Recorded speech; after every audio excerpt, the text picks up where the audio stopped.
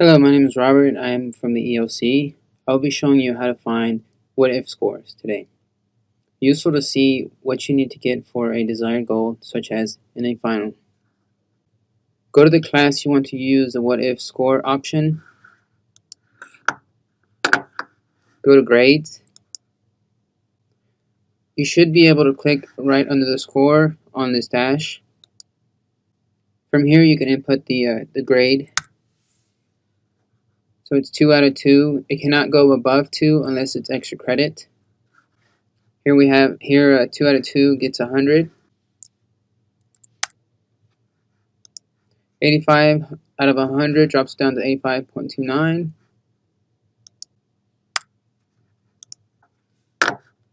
If you click on this arrow, it's going to revert back to original score.